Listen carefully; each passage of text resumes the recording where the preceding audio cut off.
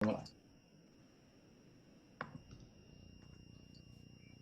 Boa tarde, eu sou Mirna Queiroz, diretora da revista Pessoa, com sede em São Paulo, e da Associação Cultural Mombac, em Lisboa, de onde falo. Vou mediar uma conversa entre Daniel Pinel e Jamil Chad sobre os últimos acontecimentos no Afeganistão, os 20 anos dos ataques de 11 de setembro e os efeitos sociais, políticos e econômicos da chamada guerra ao terror. Os dois vão analisar também os desafios do combate ao terrorismo e a outras formas de violência política. Daniel Pinel é português, professor de Relações Internacionais na Universidade de Amsterdão, de onde fala, analista de política internacional e comentador residente na SIC Notícias. Jamil Chad é brasileiro, jornalista premiado com formação em relações internacionais e escritor. Com passagens por mais de 70 países, atualmente é colunista do portal UOL, É o País e do Grupo Bandeirantes. De seu escritório na sede das Nações Unidas, em Genebra, de onde ele fala hoje, Jamil tem contribuído com vários veículos internacionais, como The Guardian, BBC, CNN e Al Jazeera, entre outros. Com esta conversa, inauguramos o FestSync, Festival do Pensamento, que por hora vai propor, a partir de uma dimensão temporal, ou seja, de história e de futuro, uma série de conversas sobre temas da atualidade. O FestSync é uma iniciativa da Mombac com apoio da revista Pessoa. Boa tarde, Daniel. Boa tarde, Jamil. Obrigada por aceitarem o meu convite. Eu gostaria de iniciar essa série com um tema mais cândido, mas o 11 de setembro é incontornável, não apenas por ter mudado para sempre as nossas vidas, mas também porque nessas duas últimas décadas ainda não compreendemos exatamente o que esteve e está em jogo. Eu pergunto aos dois: o que a comunidade internacional sempre soube é que a operação dos Estados Unidos no Afeganistão, em resposta ao 11 de setembro, mais cedo ou mais tarde, se revelaria um fiasco também moral.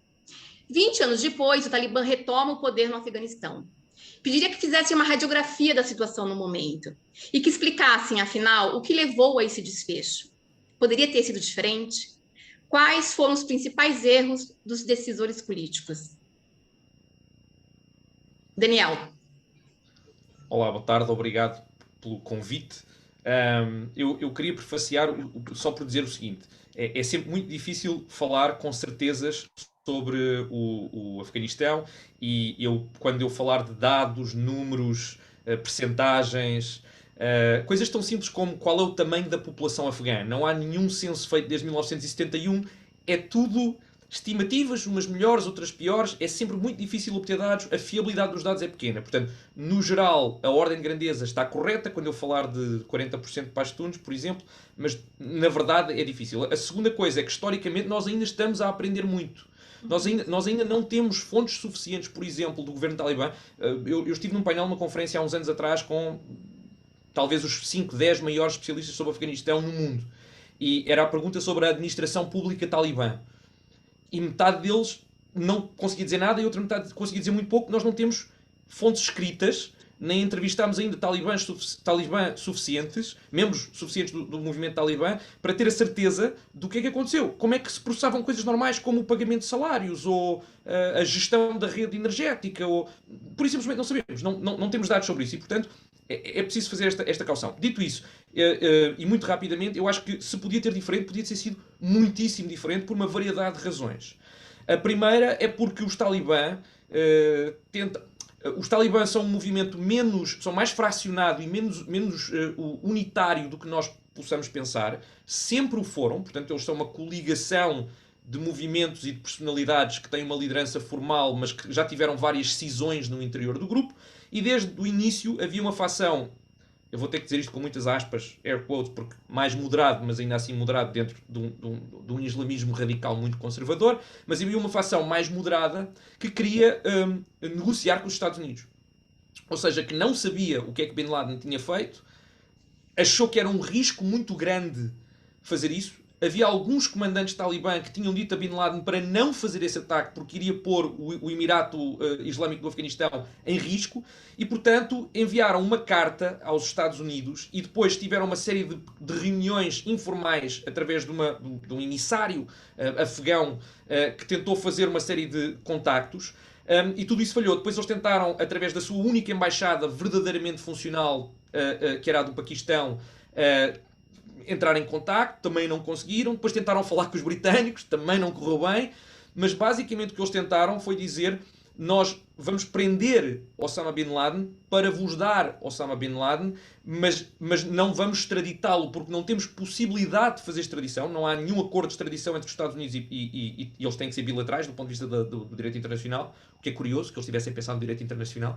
Mas gostavam que houvesse um julgamento ou no Afeganistão, desde que os Estados Unidos entregassem as provas do ataque, ou num outro país muçulmano, como a Turquia, a Arábia Saudita, a Malásia. Vários nomes foram propostos para haver um tribunal internacional islâmico que julgasse Bin Laden e que evitasse um ataque americano. Mullah Omar, na verdade, não acreditava que os Estados Unidos fossem atacar, mas várias outras pessoas o avisaram que sim, na liderança talibã, e sabiam que o ataque iria vir devastadoramente, não só para o governo talibã, mas para o próprio Afeganistão. E isso, portanto, esse foi um dos momentos em que poderia ter sido diferente. E não foi, porque a administração Bush não teve qualquer interesse em manter negociações com os talibã e levá-las a bom porto. Tivemos outro momento em 2003 a 2005 em que não havia ainda uma insurgência talibã. Portanto, os talibã foram afastados do poder, foram essencialmente escorraçados de grande parte do país, refugiaram-se essencialmente no Paquistão e, basicamente, quebraram a sua solidariedade com a Al-Qaeda e a única coisa que queriam era serem envolvidos no processo político.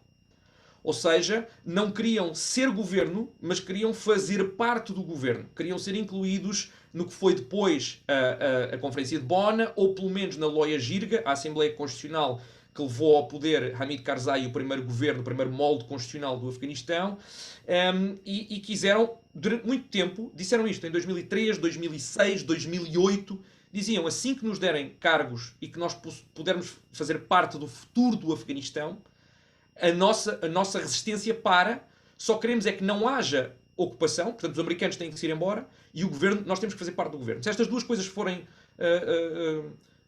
conseguidas, nós paramos a nossa resistência. Obviamente que isto é ligeiramente cínico, sabendo o que a NATO iria fazer e determinava que iria fazer, mas ainda assim não foi levado a sério.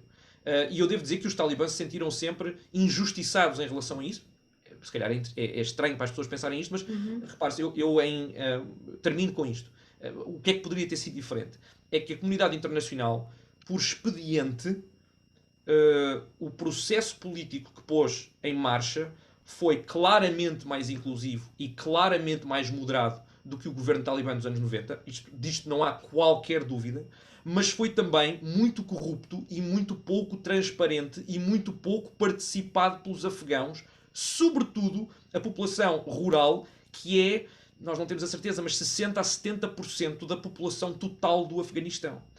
E não só fez isso, como trouxe para o governo uma série de islamistas radicais, como por exemplo Abdul Sayyaf, que fazia parte da Aliança do Norte e é um instigador da ideologia do grupo Abu Sayyaf nas Filipinas, o grupo terrorista, e que era um criminoso de guerra. Aliás, não pôde durante muito tempo sequer entrar na Europa para negociações com países europeus, apesar de ser o presidente do Parlamento. No Parlamento havia ex-comandantes talibã, o mais famoso dos quais Abdul Salam Rockati, cujo nome de guerra ele utilizava politicamente, foi eleito com ele, saiu do movimento talibã em 2005 para ser eleito diretamente para o Parlamento, e foi eleito, e ele chamava-se Rockati porque ele tinha sido a pessoa que tinha feito chover rockets para tomar Cabul durante a Guerra Civil, e o seu partido tinha lutado fazendo muitas baixas civis entre a população de Cabul. Portanto, todas estas pessoas que eram criminosos de guerra, Rashid Dostum, que famosamente triturava os seus oponentes políticos, nomeadamente talibã, sob rodas de tanques soviéticos que ele ainda tinha à sua disposição. Podemos continuar. Muitos criminosos de guerra, muitos senhores da droga, muitos comandantes militares, muitas pessoas com violações de direitos humanos atrozes entraram no poder, e os talibã não. E sentiam-se, portanto, absolutamente marginalizados, e as vozes de quem eles pensam representar, se representam ou não, é outra conversa que podemos ter, não estarem no governo. E, portanto, claro que poderia ter sido muito diferente, e não é novo que isto iria dar neste desfecho, nós já sabíamos, pelo menos desde 2014, quando o governo americano resolve negociar com os talibã, resolve deixar os talibã abrirem um escritório político e tornar-se, portanto, uma ala política de uma insurgência, coisa que acontece com frequência, no Catar, e, sobretudo, quando a administração de Donald Trump decidiu negociar diretamente com os talibã à revelia do governo afegão e da sociedade civil afegã e do parlamento afegão, e orquestrou uma retirada, um acordo de retirada que dava uma data fixa e, portanto, os talibã exerceram apenas paciência estratégica, esperaram pela data para poderem tomar, nem eles estavam à espera do colapso do governo ser tão rápido, depois podemos falar sobre o porquê disso, mas de facto já se esperava isto. A comunidade internacional esteve entre o naive e o obstinada pelo seu liberalismo internacional. Mas podemos depois falar mais disso. Eu quero ouvir o que o Jamil tem para dizer. Jamil. Perfeito, Daniel. Mirna, obrigado pelo convite. Eu vou falar muito mais do ponto de vista do repórter. Não tenho a bagagem que o professor Daniel tem para colocar isso num contexto acadêmico, mas o que eu vejo e é muito mais o que eu acompanho das próprias negociações aqui na ONU e nas instâncias internacionais. E aí é algo até que faço essa relação com a própria intervenção do professor Daniel, pelo seguinte: em 2018, eu sabia que o Abdullah, que era o chefe do governo, naquela divisão maluca do governo afegão, ia passar por Genebra, fiz um pedido para entrevistá-lo. E me concederam a entrevista e marcaram a entrevista basicamente no quarto dele do hotel.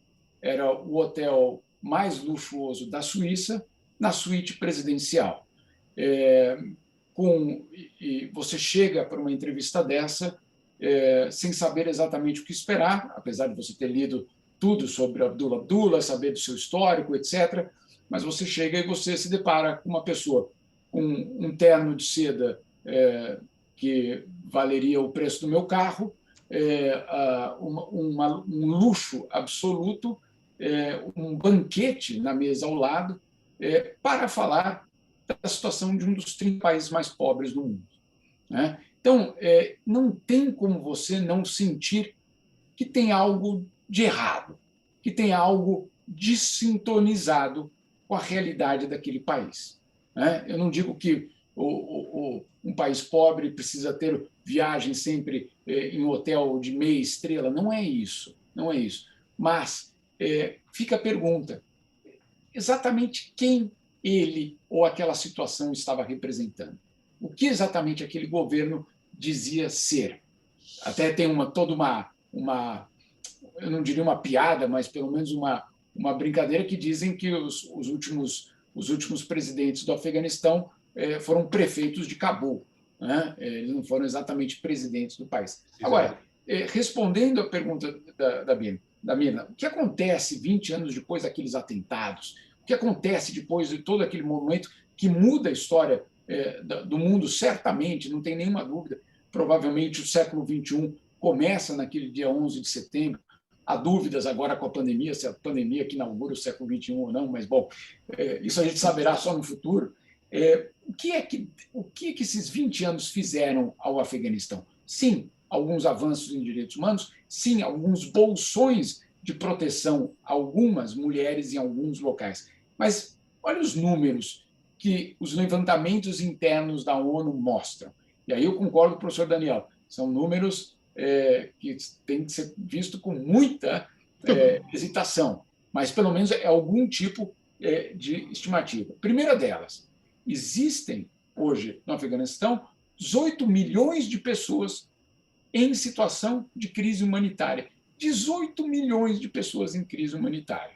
Não é fome, não é uma situação complicada, é de crise humanitária. Crise humanitária, dentro da escala, é a pior situação de todas. Não é só desnutrição, é tudo, é o pacote inteiro quando você desumaniza uma população. 18 milhões de pessoas nessa situação. 1/3 só das mulheres alfabetizadas. 1/3 só das mulheres alfabetizadas. 75% das cidades fora de Cabul sem água e esgoto, 75%. Né? Outro dado, metade das crianças desnutridas. E um relatório que foi publicado nesta semana pela ONU, que vai servir, inclusive, para uma discussão na próxima segunda-feira, para um apelo mundial por dinheiro, mostrando o seguinte, que se a situação não for lidada imediatamente, 97% do Afeganistão vai ser declarado como estado de pobreza. 97% da população. Ou seja, de que estado a gente está falando? De que país a gente está falando? E aí a pergunta coloca, de que reconstrução de Afeganistão que nós estamos falando nos últimos 20 anos? Não houve essa reconstrução. Essa reconstrução, e aí é muito curioso, Mirna, porque naquele discurso do Biden, da retirada, ele desliza ali. Ele diz o seguinte, nunca foi pela reconstrução do Afeganistão. Então tá bem. Então, 20 anos depois, nós estamos descobrindo que, de fato, não era pela reconstrução do Afeganistão. Era para quê? Aí era outra pergunta que tem que ser colocada. Tem interesses estratégicos, geopolíticos, etc., o combate contra o terrorismo. Mas reconstruir o Afeganistão não era o objetivo. Então, se esse não era o objetivo, aí a gente volta ao ponto principal. Cadê a surpresa com a volta do Talibã? Por que a surpresa? Se você não reconstruiu, se você não colocou a base, a infraestrutura da democracia não é voto. A infraestrutura da democracia são os direitos. Então, se você não tem os direitos para serem cumpridos, não se surpreenda se em algum momento um outro grupo tomar o poder. Mais moderado, menos moderado, mais radical, menos radical, não importa. Quer dizer, até importa, óbvio, mas eu digo, não é essa a questão. Se você não reconstruir o país sobre outras bases, obviamente você não pode vender nada de diferente para a população. Então, essa situação estritamente do Afeganistão, claro, a gente pode ampliar o debate para o mundo no que se refere às operações que aconteceram depois do 11 de setembro, porque não foi só o Afeganistão, nós tivemos o Iraque, etc., a própria Líbia. E aí a pergunta que fica, qual deles funcionou? Qual deles a exportação da democracia resultou numa estabilidade? E aí, óbvio, e aí não é para defender Saddam Hussein, não estou defendendo Gaddafi, longe disso, mas o modelo de transformação dessas sociedades via operação militar parece não ter dado resultado, sendo, e ao mesmo tempo, o terrorismo, você continua com ele muito presente. Então, tudo isso é um momento de reflexão.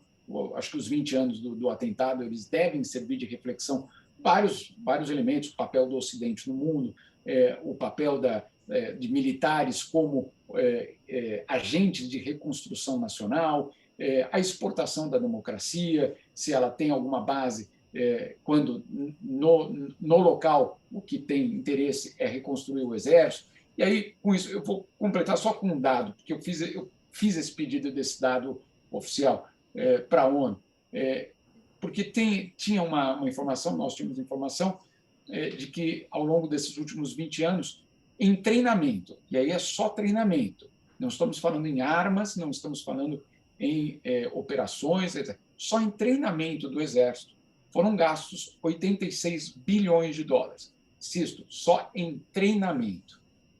E aí, vamos confrontar isso com outro dado, que é qual? Ajuda humanitária ao Afeganistão. E o total que a ONU conseguiu para ajuda humanitária no Afeganistão em 15 anos, porque começou um pouco depois, foram 7 bilhões. Então, não era nem 10% do treinamento militar no Afeganistão. Por que eu coloco isso? Porque eu acho que a pergunta para o terrorismo, para a democracia, para qualquer um desses, para o desenvolvimento, é o mesmo. Para onde foi o dinheiro e qual era o objetivo? Se o objetivo não era reconstruir uma sociedade mais sólida, nem o terrorismo e nem as questões de extremismos vão desaparecer. Eu acho que uma das reflexões que a gente pode fazer sobre os 20 anos é justamente essa. Se eu puder responder para dizer que exatamente, aliás, eu na altura. Eu ia só, Jamil, essa, que eu saiba, eu posso estar errado, mas que eu saiba esse número é de treino das forças de segurança em que a polícia, que é muito militarizada e que foi se tornando cada vez mais militarizada, faz parte desse número. Mas é absolutamente verdade, são entre 82 e 85 bilhões. Já na altura, mesmo só dos Estados Unidos, se nós olhássemos para o que era dado de assistência ao desenvolvimento e assistência de segurança ou assistência militar, era qualquer coisa como 80%, 20%. Quando eu digo 20% era tudo. Era ajuda política para o desenvolvimento, era infraestrutura, tudo. Relações diplomáticas, tudo. Era 20%, 80% para a parte de segurança. E depois há aquela velha piada, não é? Que para o martelo tudo começa a parecer um prego. Não é? Quando se é um martelo, tudo começa a parecer um prego. E, portanto, como é óbvio, quando nós militarizamos e securitizamos tudo, o processo político, a educação das pessoas, a construção de escolas, a construção de poços, a construção de estradas, quando tudo tem a ver com a insurgência ou contra-insurgência ou a utilização de força, isso começa a ter efeitos graves a longo prazo. E eu, já agora gostava de dizer também que é muito interessante, Jamil, essa pergunta, o que é que os Estados Unidos lá quiseram fazer? Eu acho que é importante perceber que, segundo os documentos dos próprios Estados Unidos, e da comunidade internacional em geral, mas em particular dos Estados Unidos, os Estados Unidos não sabiam. Literalmente não sabiam. Nós temos pessoas a partir de 2003, 2004, a dizerem, em documentos oficiais, no Departamento de Estado, portanto, no Ministério dos Estrangeiros, no Ministério da Defesa, o que é que estamos aqui a fazer? Não é claro o que é a vitória. Não é claro qual é o objetivo. Apesar disso, havia enfim, o liberalismo internacional neoconservador da administração Bush achava que a criação de democracias liberais no Médio Oriente era fundamental. Acreditou realmente nisso, em alguns casos, estou a falar de algumas pessoas, e pôs isso em documentos. Então é muito engraçado nós olharmos para documentos, por exemplo, o documento eu fiz o meu doutoramento sobre o treino da polícia no Afeganistão, e nós olhamos para o primeiro documento em 2003, 2003, e o que é que diz? Qual é o objetivo final? E era a criação de uma sociedade plural, democrática, com umas forças policiais profissionais, multiculturais, equilibradas em termos de género, etnicamente diversas e que pudessem assegurar às populações, nomeadamente os seus direitos humanos básicos e um processo político estável. Isto era o que lá dizia. Não é? Se nós andarmos para o último documento que foi publicado antes da retirada de 2014, portanto o documento de 2013, o que diz é... Não. Basicamente, houve pessoas que me disseram literalmente isto. Não vamos construir uma Suíça na Ásia Central. Não vale a pena ser nunca será a Suíça, nem vale a pena estarmos a tentar falar de reconstrução, de direitos humanos. Isso não vale nada a pena. Mínimo, tem que operar independentemente, mesmo que a gente pague o dinheiro todo, tem que saber operar independentemente, e ao fim de 13 anos ainda não conseguia operar independentemente do treino, dos treinadores. Não é? E 2, tem que impedir que o governo caia ou haja grupos terroristas a operar no Afeganistão. Isto eram os três objetivos. Portanto, nós, depois de mais de uma década de assistência, a 8 anos do debacle que se deu, tínhamos comprimido de tal maneira o objetivo que dizíamos estas 3 coisas eram o mínimo.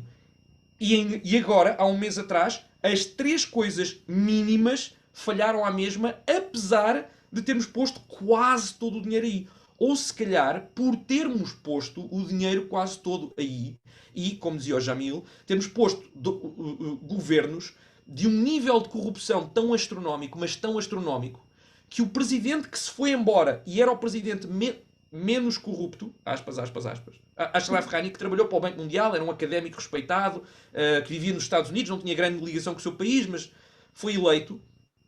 Pelos vistos, foi-se embora com qualquer coisa entre 167 e 180 milhões de dólares. Ele, pessoalmente, literalmente pegou dinheiro e foi-se embora. O Banco de Cabul, da Banca da Cabul, entrou em processo de falência há 3 anos atrás, ok? Há 5 anos atrás, perdão. Foram bilhões de dólares que desapareceram. Não se sabe onde estão. Não houve uma auditoria. Okay? Abdullah, que o Jamil estava a falar, perdeu as eleições, disse que não acreditava nos resultados e que ia formar governo acontecesse o que acontecesse, até lhe darem uma posição que foi, e isto é absolutamente verdade, ele foi durante alguns anos, agora tinha outro título, mas durante alguns anos, ele foi o Chief Executive Officer do Afeganistão. Era o único país do mundo com um CEO como título oficial, porque tiveram que o engavetar em algum lado e dizer, ok, não podes ser primeiro-ministro, não podes ser ministro de nada, poder militar já demos ao grande marechal que fez a mesma coisa da última vez e, portanto, vais ser o CEO do país. E, portanto, ele tinha um financiamento do orçamento de um país onde, vamos só ter isto em atenção, o Afeganistão, raras vezes na sua história, foi fiscalmente viável. Ou seja, os impostos que consegue retirar da sua população rural que vive quase em subsistência versus o operar uma maquinaria de Estado Central mais ou menos moderna, quase nunca resultou. Das poucas vezes que resultou, dependia exclusivamente da ajuda externa americana e soviética ou, em períodos anteriores, de raids militares ao Paquistão, à Índia Britânica, na altura, a partes da Ásia Central, onde se retira, literalmente por conquista, se retirava dinheiro. O Estado não é viável. E hoje, estamos a falar hoje, quer dizer, hoje não, porque hoje está lá o governo talibã, nem sequer sabemos. E temos os fundos internacionais completamente congelados. Há 2 meses atrás, cerca de nós passámos de 2% em 2001 do orçamento do governo que vinha de impostos, 2%, para qualquer coisa como 9% a 10%. E os outros 90% do orçamento do Estado vem de ajuda internacional. E essa ajuda internacional vai sobretudo para questões de segurança. Portanto, como é que um Estado pode sequer operar quando tem pouco orçamento, o orçamento é todo dependente de ajuda externa, inteiramente quase, e depois grande parte desse orçamento é usado para comprar rivais políticos, comprar estabilidade política e comprar um certo estilo de vida das elites políticas e militares em Cabul, que em nada tem a ver com a vida da população, seja nos subúrbios de Cabul, seja no resto do país, inclusive nas outras cidades. Portanto, a corrupção do governo era tal que nós temos que fazer só esta pergunta, que é, grande parte da população não gosta dos talibã, tem medo dos talibã, quer fugir dos talibã.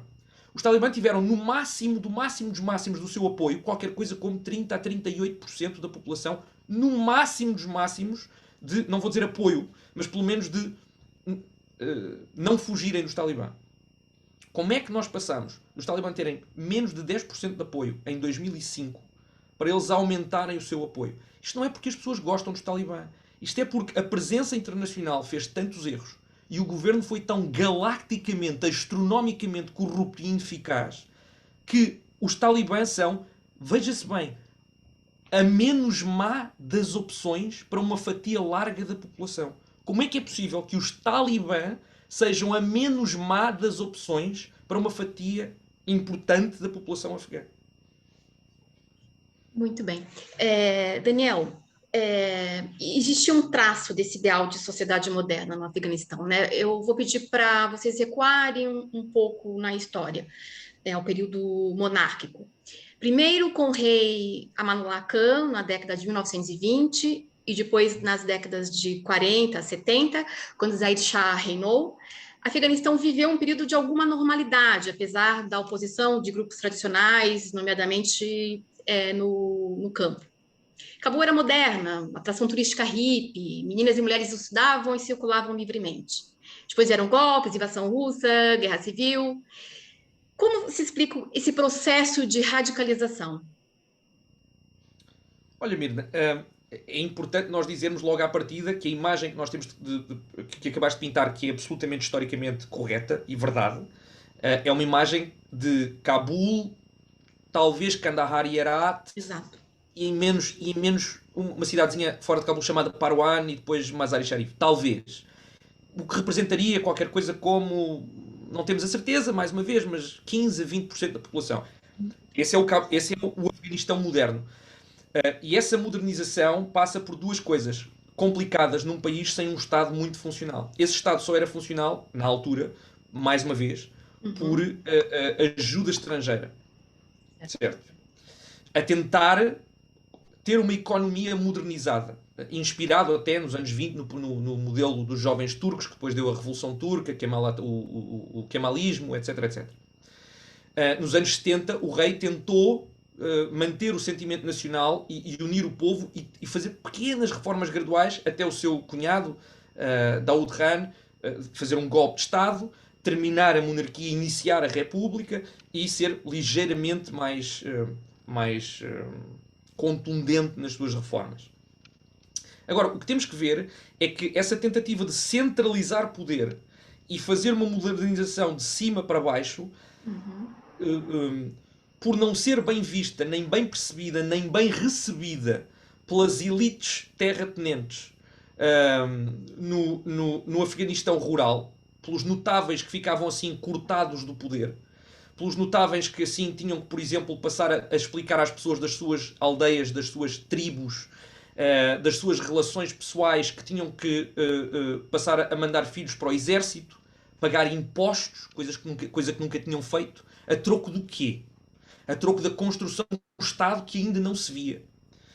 E, ao mesmo tempo, tivemos imagens que foram chocantes para grande parte dos afegãos, como, nos anos 20, a Rainha Soraya, nas capitais europeias, em vestidos de seda, de ombros descobertos, pescoço descoberto, cara descoberta, cabelo descoberto, a dançar com o seu rei junto das elites europeias, e a ideia de que isso seria o futuro de todas as mulheres afegãs, porque o rei Amanullah decretou a mudança, como aliás Kemal Atatürk o fez, a mudança de vestuário em público no país todo.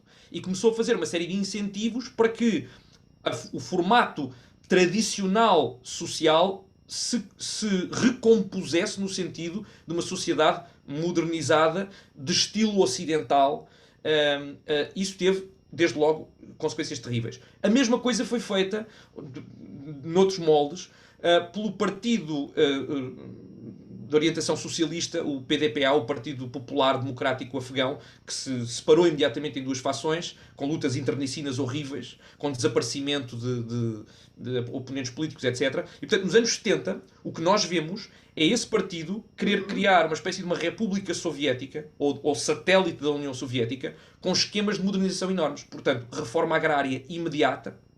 Nós vimos o que é que foi a reforma agrária em Portugal e o que é que não foi a reforma agrária no Brasil. Portanto, imaginemos como é que as elites e a população lidam com a ideia, com a percepção de que a sua propriedade vai ser tirada e dividida por esquemas de um governo central que não os entende.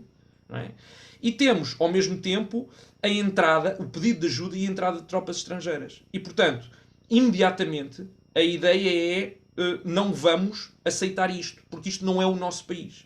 E, portanto, nós temos, nos dois momentos, a radicalização ocorre, sobretudo, por tentativas de centralização do poder, de reforma social profunda, eu diria mesmo revolucionária, muito rápida, que não é compreendida por largas partes da população, porque não há um contrato social que vai com ela. E no caso dos anos 70, eu devo dizer, e vou terminar aqui porque gostava muito de ouvir o que o Jamil tem a dizer sobre isto, mas já agora, Jamil, Daniel, não é professor, não, Daniel mesmo são.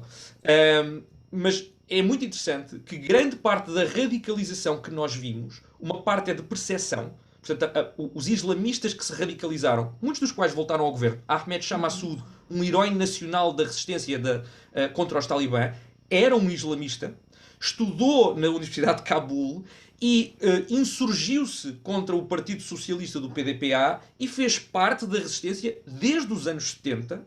Okay? E havia muitos islamistas que mais tarde se tornaram senhores da guerra durante a Guerra Civil, ao que reagiram foi as raves no estádio de Cabul, as mini-saias em Cabul, o trail hippie dos europeus todos jovenzinhos que saíam da Alemanha, da França, do Reino Unido, entravam pela Turquia, onde iam fumar haxixe, depois iam para Cabul e depois acabavam em Peshawar ou iam para o Nepal. Insurgiu-se contra isso, mas na verdade a grande radicalização que hoje estamos a ver da parte dos talibã é feita por dinheiro americano e por interesse norte-americano e paquistanês e saudita contra a invasão soviética. E, portanto, nós ainda hoje, isto é absolutamente verdade, nós ainda hoje temos escolas em áreas controladas pelos talibã, onde os livros que os talibã dão a ler às crianças são livros dos anos 90, impressos e conceptualizados em dois sítios, na Universidade do Minnesota e no Centro de Educação de Peshawar, que eram distribuídos em massa a todas as crianças dos campos de refugiados e que tinham um alfabeto, o famoso, ainda hoje temos vários exemplos disso, mas ainda podemos comprá-los em bazares. O alfabeto era A é de Alá, I é de infiel. O nosso país é muçulmano. Infiéis não podem governar o nosso país. K é de Cabul. Cabul é a nossa cidade. Nunca podemos deixar estrangeiros entrar em Cabul. J é de Jihad. Temos todos a obrigação de lutar pela glória de Allah. Isto era o alfabeto que as crianças aprendiam nos anos 90, 80 e 90, e ainda, 70, 80, 90, e ainda hoje, em algumas escolas em áreas controladas pelos talibã, ainda são os únicos livros disponíveis para a alfabetização. E, portanto, dizermos que os talibãs são muito radicais e lavar as mãos disso é historicamente miópico, porque nós ajudámos a essa radicalização e financiámos essa radicalização e armámos essa radicalização. E agora voltámos a armar melhor. Não é? Porque agora, dos 85 bilhões de dólares que investimos em equipamento e treino das Forças Armadas, algumas Forças Armadas vão se integrar nos talibã quando os talibãs derem uma amnistia, e grande parte do equipamento ficou nas mãos dos talibã, que até ficaram, devo dizer, tristes, objetivamente tristes, vieram falar a público quando viram que os Estados Unidos tinham destruído tantos helicópteros e aviões, porque eles achavam que iam ficar com uma força aérea funcional nas mãos. Mas hoje Desculpe, Daniel, hoje quem financia o Talibã? Isso é uma coisa muito interessante. Várias coisas e vários poderes financiam os talibã. Tirando o dinheiro que acabaram de receber porque entraram no Banco de Cabul, entraram nos ministérios, etc, etc. Portanto, saquearam uma série de coisas. Tirando isso, não é? Coisa que já tinha acontecido no Iraque, de resto o Estado Islâmico, quando criou o Estado Islâmico, teve 2 bilhões de dólares quando tomou o Banco Central de Mossul, que lá estavam, dinheiro americano. Mas tirando isso, grande parte do financiamento dos talibã vem de três fontes. Uma, que é o cultivo, ou melhor, não são eles que cultivam e que fazem o tráfico de ópio. O Afeganistão ainda hoje proporciona cerca de 80% ou 85% de todo o ópio mundial. Mas eles protegem quem trafica e recebem dinheiro pela proteção. E, portanto, financiam-se também, apesar das drogas, em algumas áreas do país, sobretudo no sul e no leste, não no resto do país. E depois têm dinheiro pouco, mas têm, sobretudo, ajuda ideológica e de treino vindo dos serviços de inteligência do Paquistão e da Arábia Saudita. Devo dizer, a Arábia Saudita imediatamente disse que o Ministério das Mulheres, agora, mudou o nome, deixou de haver o Ministério das Mulheres e passou a haver o Ministério que existe também na Arábia Saudita e que não existe no Paquistão, que é o Ministério para o Castigo do Vício e a Promoção da Virtude. A polícia moral dos talibã, que foi inteiramente treinada e pela Arábia Saudita, segundo o modelo da Hizba, que é uma polícia parecida que existe na Arábia Saudita. Número 1. Número 2, o Paquistão, nomeadamente os serviços de inteligência, são incrivelmente importantes porque acham que com muito pouco dinheiro, só dando legitimação, só dando conselhos, só dando proteção diplomática, só dando alguma partilha de informações, conseguem ter um governo que lhes é favorável e que, portanto, impedem os Estados Unidos de estar na sua retaguarda e impedem a Índia de estar na sua retaguarda, porque a Índia era muito próxima do anterior governo afegão, e conseguem ter o que eles chamam de profundidade estratégica, que é um governo aliado com o qual podem colaborar e impedir assim a potencial invasão indiana que tanto temem. Portanto, não é à toa que os talibãs estavam em discussões e levaram muito tempo, desde que disseram que iam formar governo até anunciar o governo, levaram semanas. E isto porque havia, de facto, negociações sobre quem é que ia entrar no governo. Ia ter notáveis do governo anterior, sim ou não, ia ser mais inclusivo e mais moderado, sim ou não, ia ter um modelo mais próximo do modelo iraniano, sim ou não, ia ter pessoas com melhores relações com a Rússia, sim ou não.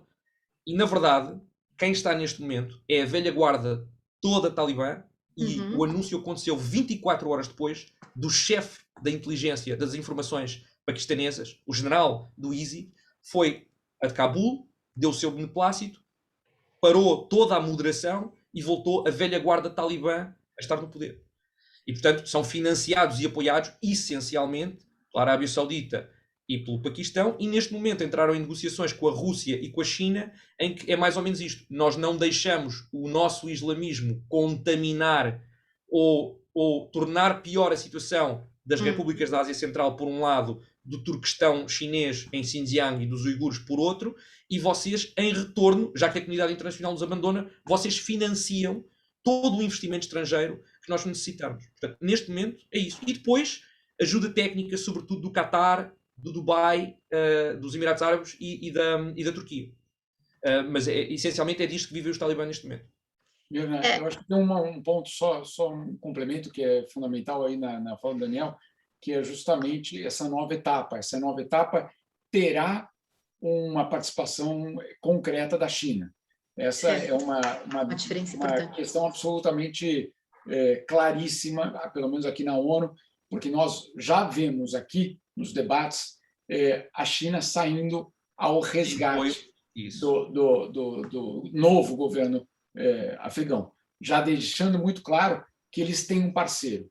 E já deixando claro para o Ocidente, não venham questionar, porque nós já estamos trabalhando com eles. Então, isso fica muito claro.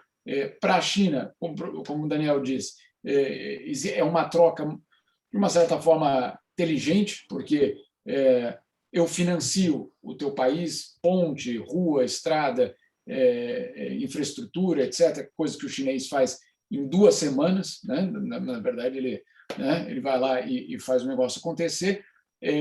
Não tem já faz no Paquistão. Exatamente.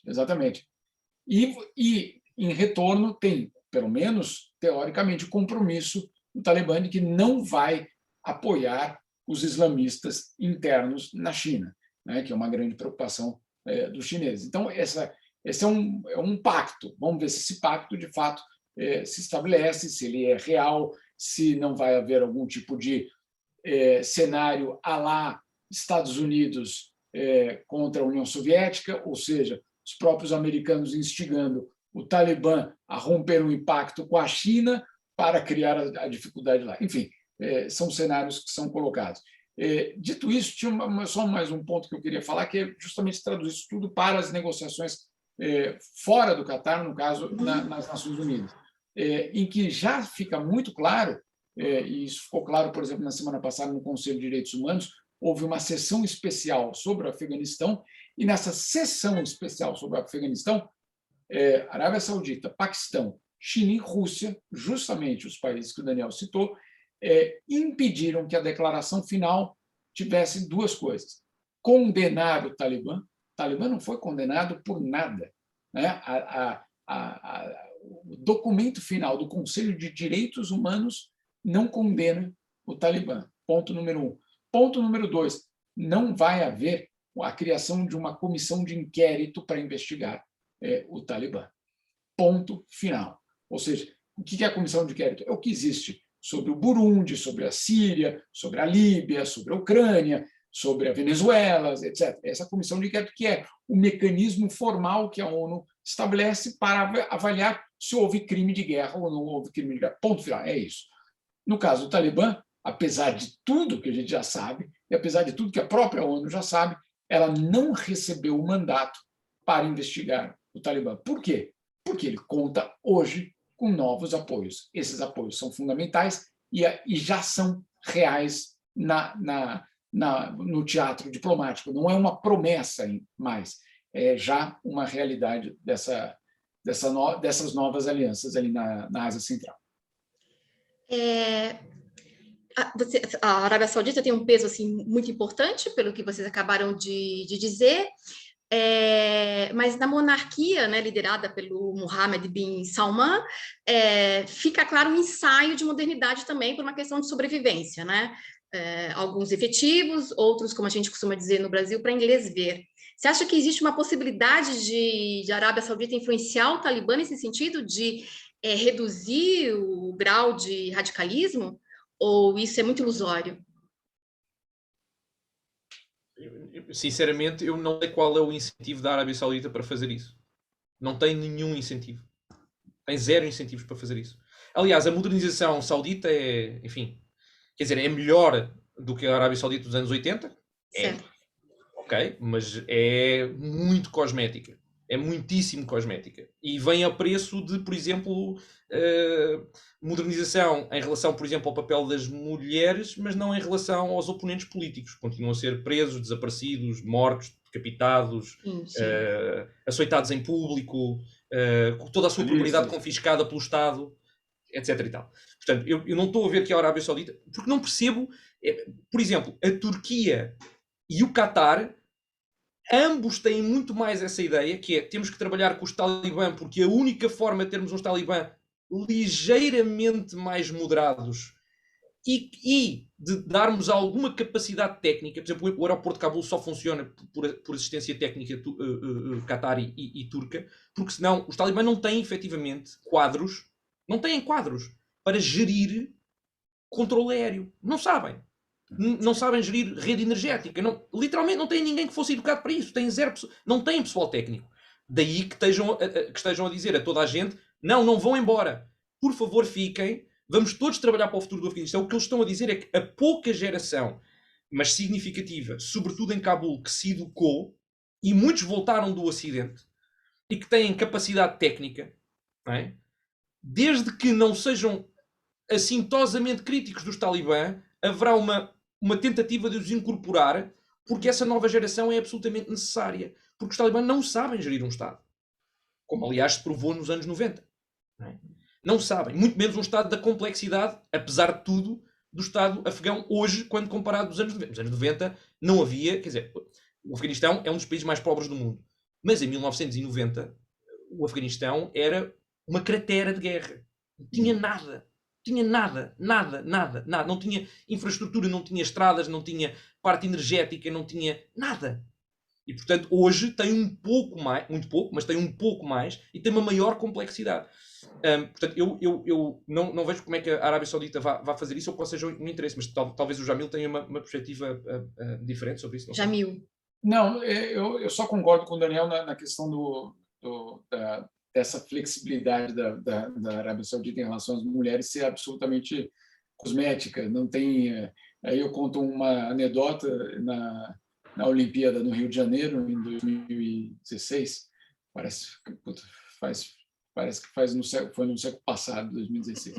Mas em 2016, na Olimpíada, uma delegação de mulheres atletas sauditas, essa delegação participou.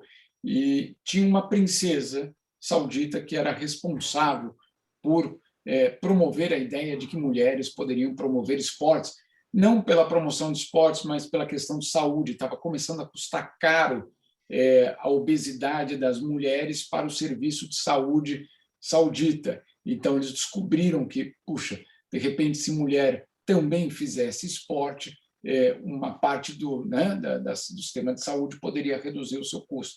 Aí ela, então, estava lá promovendo, e numa conversa que a gente teve, que foi muito interessante, revela muito disso, Daniel, que é desse cosmético, dessa parte cosmética. Falei, bom, então tá bem, ótimo, que ótimo que as mulheres vão poder fazer esportes na Arábia Saudita. Como é que vai ser? E ela me contou que a ideia naquele momento era de ter academias de ginástica só para mulheres. Né? Obviamente, jamais se encontrar com um homem numa academia de ginástica. E, para a mulher poder fazer isso, o Estado estava pensando, inclusive, em criar espécie de creches para os filhos, porque os filhos não poderiam ficar com os pais, homens, enquanto a mãe fosse para a creche.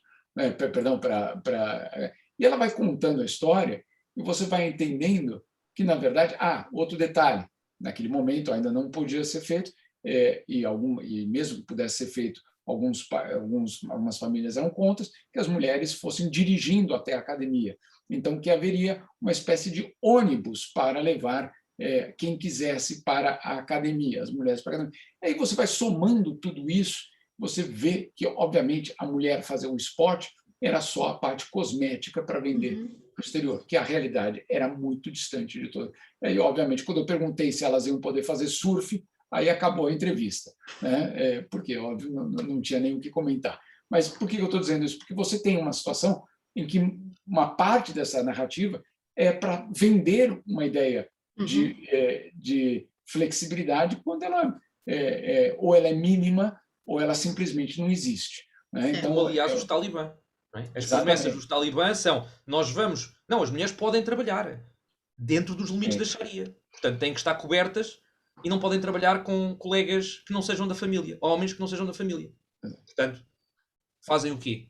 Cooperativas de mulheres a fazerem tapetes, talvez, e o resto, que já faziam, sobretudo em Cabul, nada.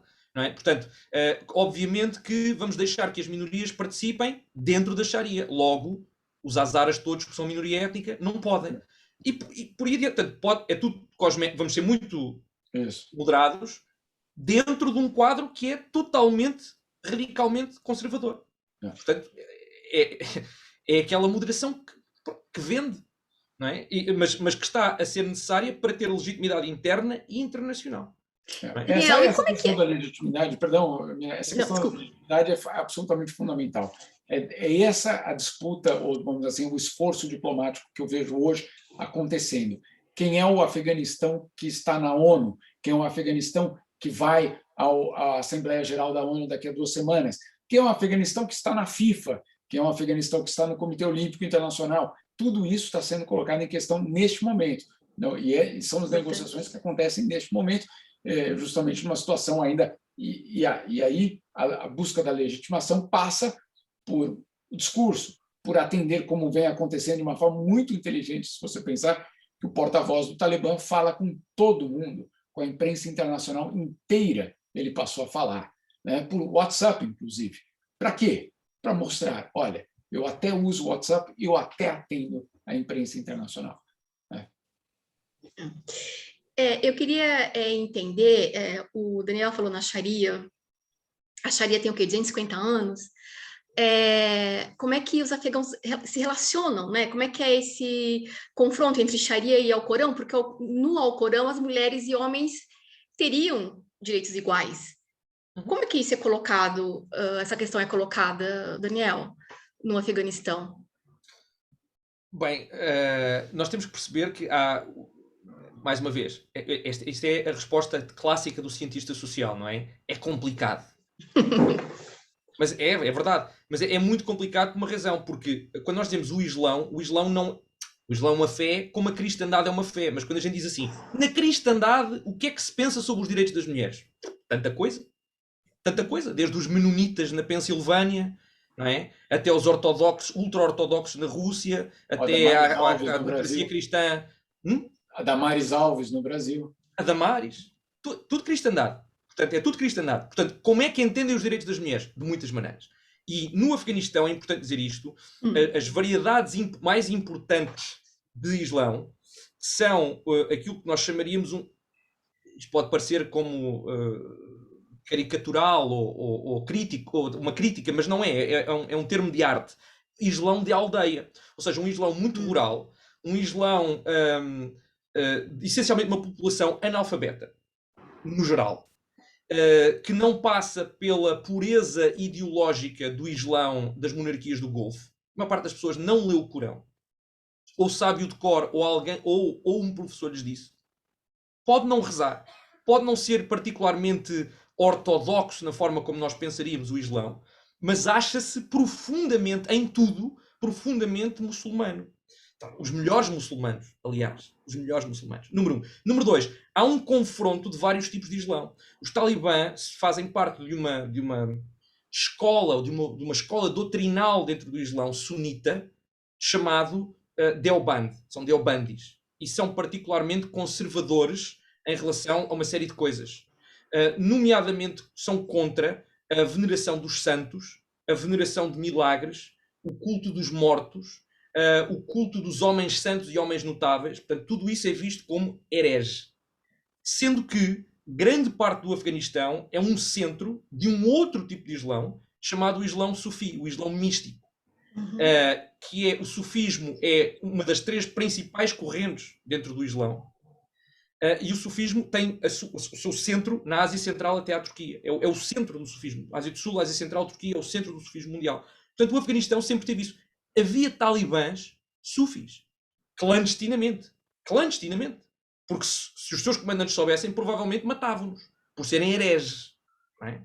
E, portanto, é muito complicado nós percebermos como é que isso vai ser recebido. Portanto, a moderação depende muito. É a população urbana ou a população rural? É a população alfabetizada ou não? É a população que é xiita e se vê neste momento em perigo de volta às políticas genocidas dos anos 90 porque são xiitas e minoria étnica, que são os azaras?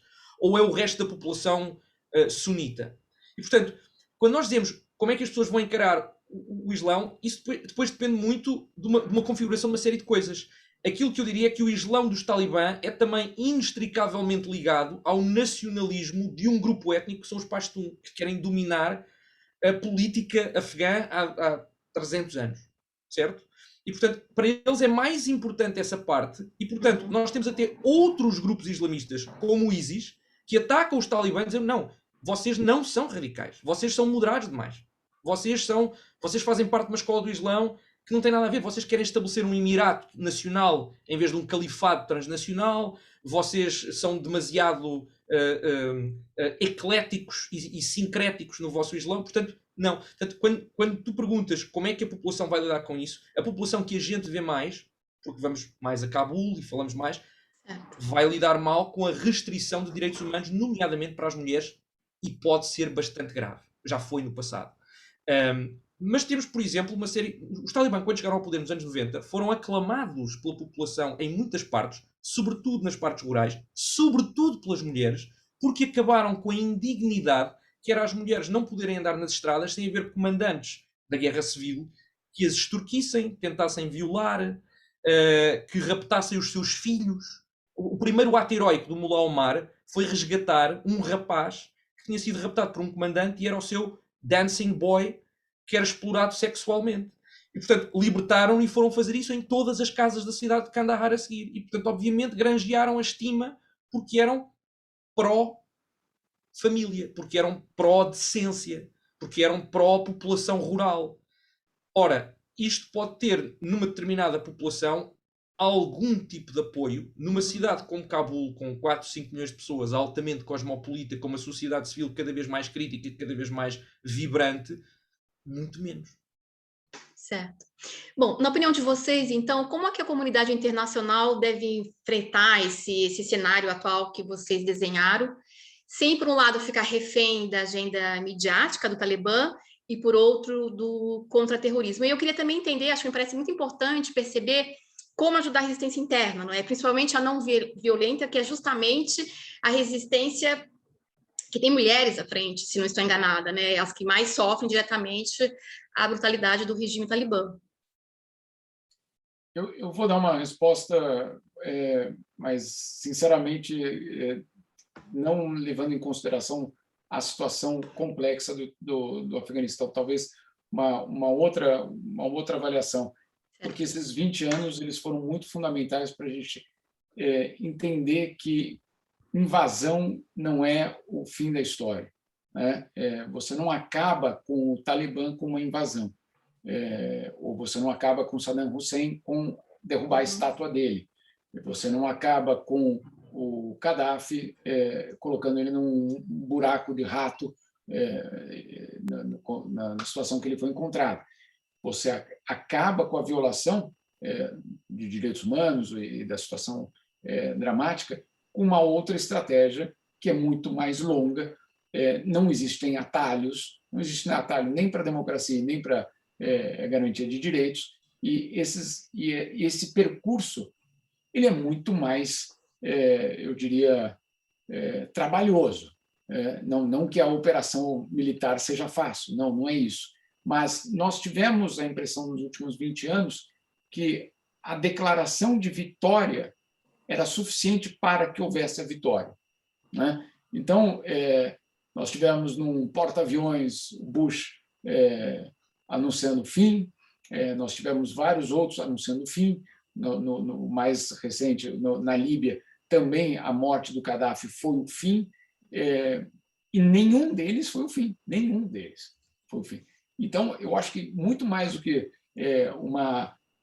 eu, sinceramente, não tenho a receita do que fazer, mas o que a gente eu acho que já ficou muito claro, é que essa receita que foi utilizada nos últimos 20 anos, também foi utilizada muito antes, certamente, essa receita ela não resulta naquele objetivo que é estabilização, democracia e direitos humanos. Esse pacote não funcionou. Outros pacotes, eventualmente, podem funcionar com uma estratégia diferente. O problema hoje é que você tem, se naquele momento da Guerra Fria existia uma confrontação muito clara, hoje você tem uma outra formação e uma outra confrontação se costurando de uma forma muito clara entre China e Estados Unidos. Então, o Afeganistão vai viver a lógica China versus Estados Unidos. Ele vai viver essa nova realidade. Na verdade, ele já está vivendo. Outras regiões do mundo vão viver exatamente essa mesma... A pandemia viveu isso. Então, essa arquitetura internacional ela vai se moldar justamente com base nos poderes estabelecidos. Hoje, os dois poderes, os principais poderes são esses. Por que eu estou dizendo isso? Porque esses dois poderes são muito diferentes. Eles têm ideias muito diferentes sobre o que é desenvolvimento, né? Então, de um lado, você tem uma China que tem como trunfo dizer que retirou milhões de pessoas da pobreza e que, portanto, não venham nos dizer o que é desenvolvimento.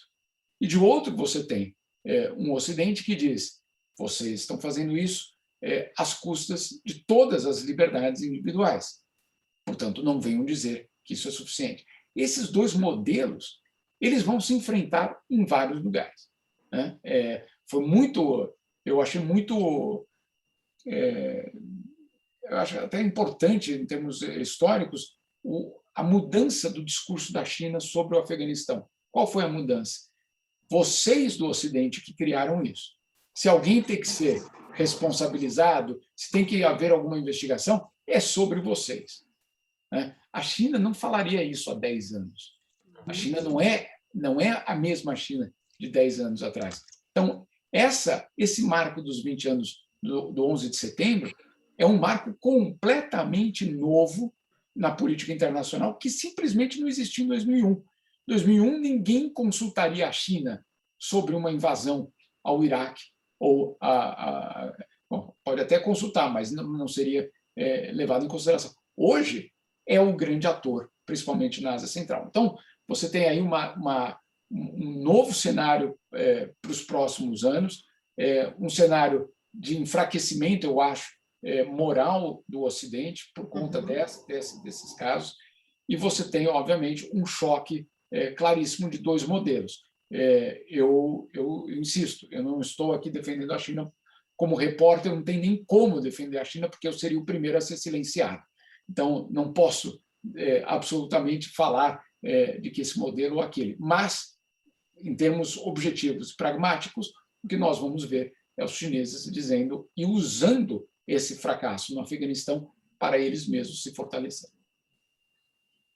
Se eu puder dizer, eu não sei como é que se ajuda a resistência à quebra de direitos humanos ou à erosão de direitos humanos que já se está a ver e que se vai continuar a ver no Afeganistão ou em qualquer outro lado, mas eu sei como não o fazer. A utilidade da força é muito baixa para isso. A utilidade da força, portanto, os Estados Unidos o que vão pensar é como é que nós podemos financiar a resistência armada, possivelmente. Ou então, portanto, a utilidade da força está sempre primeiro, porque, mais uma vez, quando se tem o maior exército do mundo, para que utilizar outras coisas? Não é? Quando se gasta trilhões em orçamento de defesa, tem que se utilizar para alguma coisa. A segunda coisa é a questão muito americana de deitar dinheiro para o problema até ele se resolver. Não é? Basicamente, eu estive em 2010 no Parlamento afegão e havia sessões de esclarecimento e de treino para as mulheres afegãs que eram parlamentares, que eram um número significativo, eram 25, elas e as suas assistentes. Portanto, estamos a falar de algumas dezenas de mulheres. E isto era o que acontecia. Havia tanto dinheiro para dar. Todos os documentos que saíram há pouco tempo nos Afghanistan Papers dizem isto. Toda a gente dizia, não sabemos como gastar dinheiro. É dinheiro a mais. Não sabemos como o havemos de gastar. Os comandantes regionais militares tinham centenas de milhões de euros em orçamento para fazer. Chegaram a fazer 2 e 3 postos na mesma aldeia, 4 escolas no mesmo vale, todas elas sem ninguém, bases de 50 milhões de dólares que hoje estão basicamente a derreter-se, a qualidade era muito má, portanto estão literalmente a ruir. Era muito dinheiro. Não é? No Parlamento o que é que faziam? Pagavam às mulheres um per diem mais a refeição para elas irem. As mulheres tinham zero interesse em ir lá. Não achavam nada daquilo útil para nada. Quase todas elas estavam no telemóvel ou a falar. Eu ouvi várias a falar, e depois entrevistámos-las depois, e diziam, isto é uma perda de tempo. 2 horas da minha vida que eu nunca vou recuperar. epá, mas $250, mais o almoço, eu venho cá às vezes que eles me convidarem. E, portanto, como é óbvio, a capacitação vem pela educação. A capacitação vem pelo estabelecimento de um regime fiscal e económico que permita sustentar um Estado. A resistência tem que ser ajudada através de controle mediático, não é? Mais validação do papel da sociedade civil. O dinheiro não faz isso. Ajuda, é necessário, mas não faz isso automaticamente. E depois a terceira coisa é que nós gostamos muito de assistir. Não é? Nós fomos de vitória em vitória. Nós ganhámos no Afeganistão em 2001, em 2013, em 2005, na primeira eleição, na primeira loja. Ganhámos sempre. Estivemos sempre a ganhar. Ganhámos sempre aos Talibã, em Tora Bora, na Operação Anaconda. Tivemos sempre a ganhar. Fomos ganhando. O presidente Biden disse que foi... Ganhámos também na retirada do aeroporto. Também ganhámos. Foi uma grande vitória. Nós fomos ganhando, até à covardia final. Quer dizer... custa demasiado dinheiro, custa demasiadas vidas, é demasiado complicado, não era bem o que a gente queria, também não atingimos os objetivos, epá, estamos cansados, vamos embora. Peço desculpa pelo registro extremamente informal, mas é isto, nós fomos de vitória em vitória até à existência final. Não é? E isto não é assim que se propicia, ou que se potencia, ou que se apoia uma sociedade civil. Os afegãos, ao contrário do que diz Joe Biden, são heróis. As mulheres afegãs que sofreram disparos da Força Aérea para as dispersar, são heróis. São heróis apesar do dinheiro dos Estados Unidos. Apesar da desistência da NATO. Essas mulheres, os jornalistas que ainda hoje lá estão, não é? As pessoas que ainda hoje não saíram do país, não porque não possam, mas porque resolveram ficar, os refugiados que voltaram, em 2018 o Afeganistão teve 41% de todos os ataques terroristas do mundo. Era 2018. Ok? Houve pessoas ainda a voltar para o Afeganistão, a pôr dinheiro no Afeganistão, a começar negócios no Afeganistão. Essas pessoas são heróis. Não é? Os 30 ou 40 mil soldados afegãos mal treinados, mal pagos, de umas forças inteiramente dependentes de um orçamento estrangeiro, que lutaram e deram a vida inutilmente, são heróis. As famílias que ficaram sem ganha-pão são heróis. Sem dúvida. Essas pessoas são heróis. Vocês acham, então, que a lógica do combate ao terrorismo deve persistir? Aí eu pergunto também, qual é o tamanho deste mal, né? Há justificativas para uma guerra ao terror?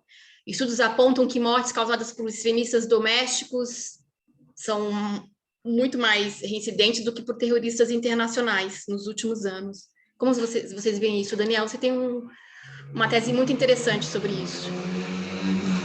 Olha, Mirna, o que eu acho é que o problema do terrorismo não é um problema que possamos fechar os olhos e ignorar, é um problema sério, mas de todos os problemas existenciais para a humanidade, a crise climática é muitíssimo pior. A crise humanitária que o Afeganistão está a viver, como aliás o Jamil já disse, é muito maior.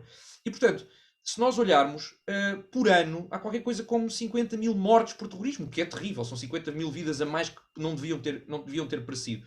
Mas só as mortes diretas em resultado das operações da guerra contra o terror, okay, são qualquer coisa como 1 milhão. São 900 mil mortes diretas.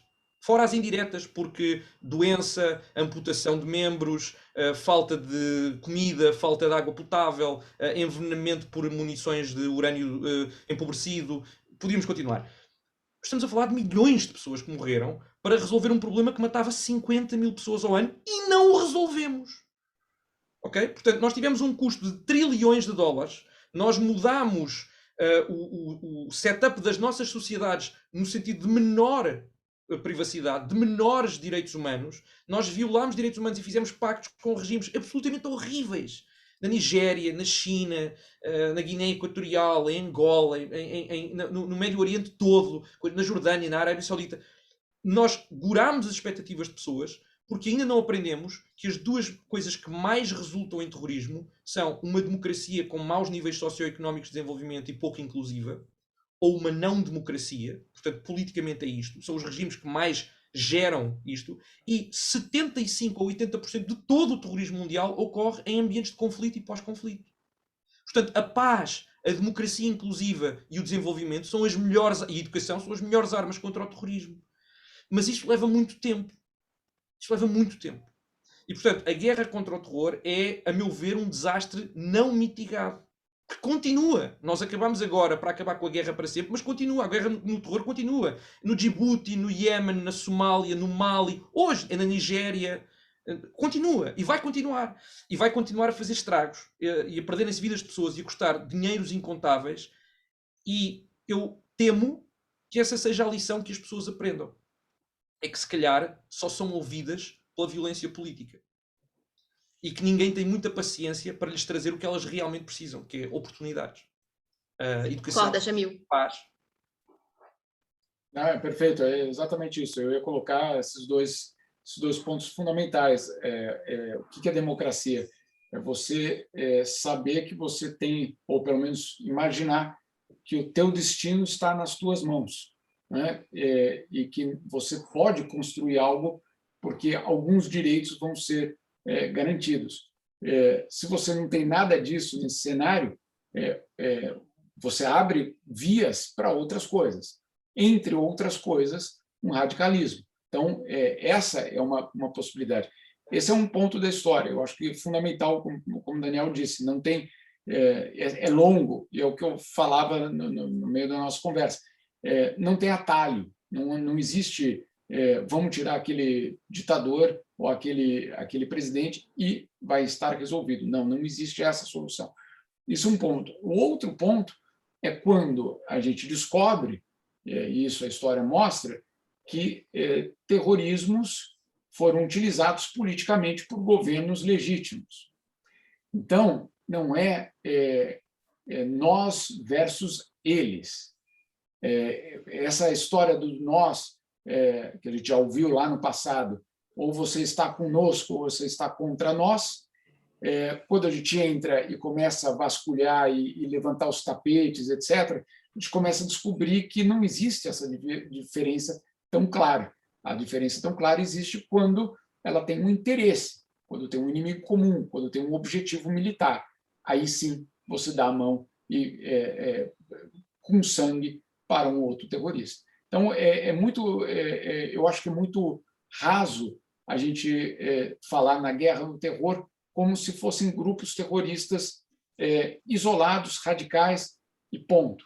Não, eles são tudo isso, mas eles também são usados e manipulados por potências estabelecidas.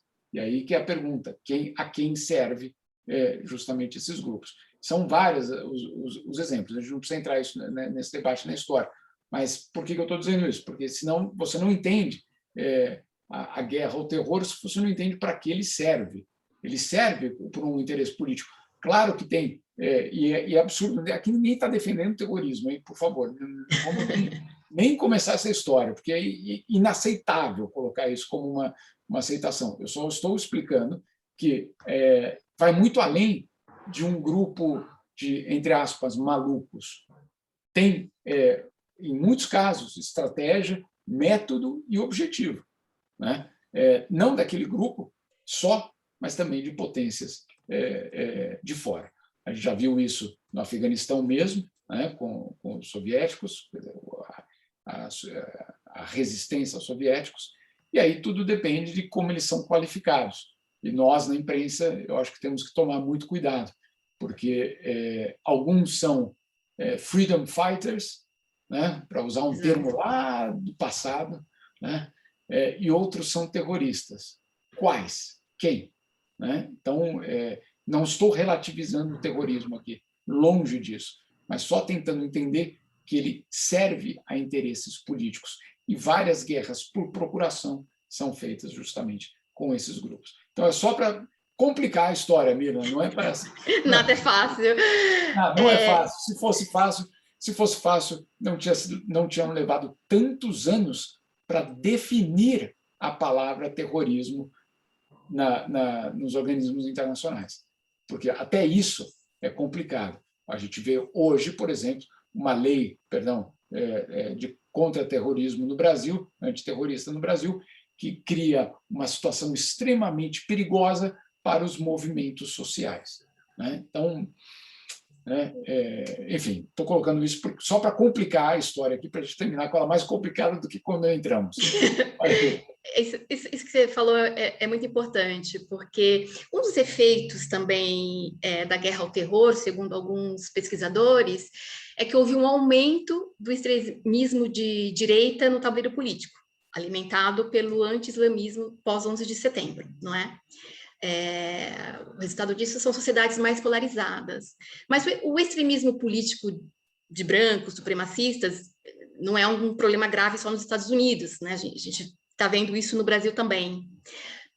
Ou seja, fruto de outras formas de violência política também constantes na história do Brasil.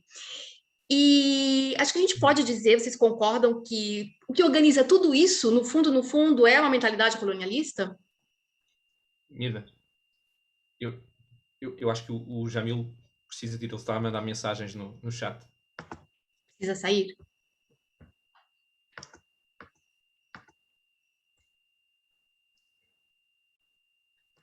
Vamos concluir aqui, eu termino. Tá bem. Então, se calhar, fala o Jamil primeiro. Fala o Jamil primeiro. Jamil. E o Jamil se despede. Não, só mesmo para colocar que essa é uma outra questão que você colocou absolutamente fundamental.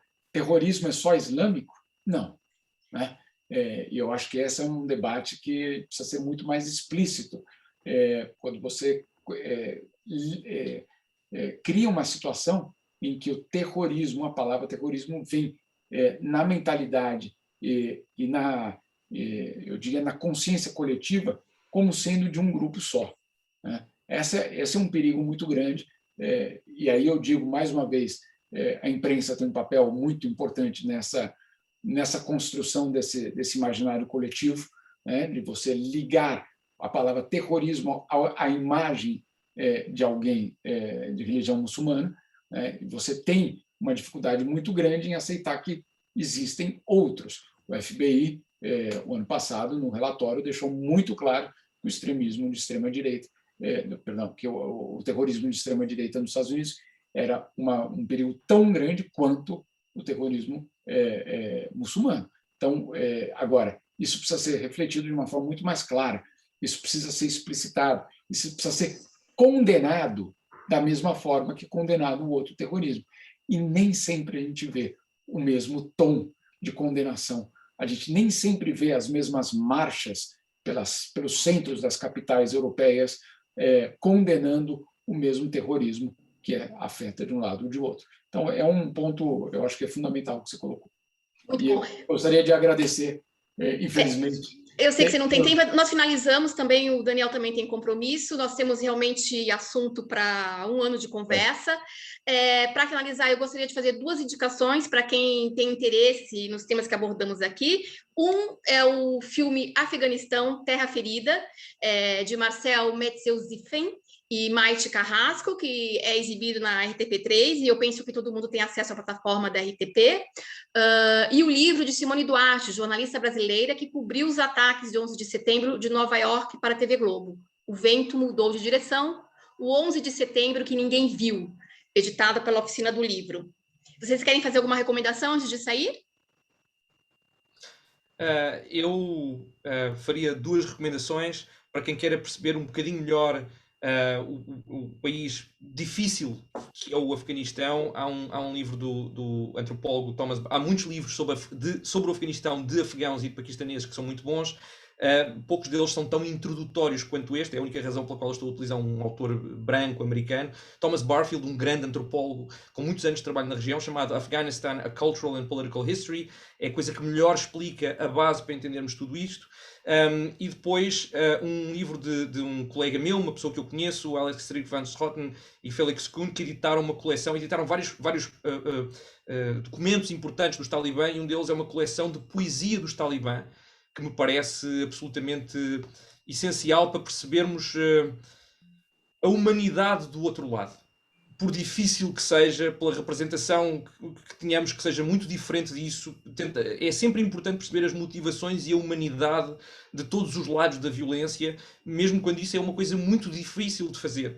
Como já a Hannah Arendt nos dizia, não é? O desumanizar o outro é o começo da violência e, portanto, desumanizar o inimigo ou o adversário é também complicado. E, portanto, perceber estes jovens pastuns nacionalistas, idealistas, profundamente tristes a fazerem poesia sobre o mundo que vem a arder à sua volta, parece-me particularmente importante.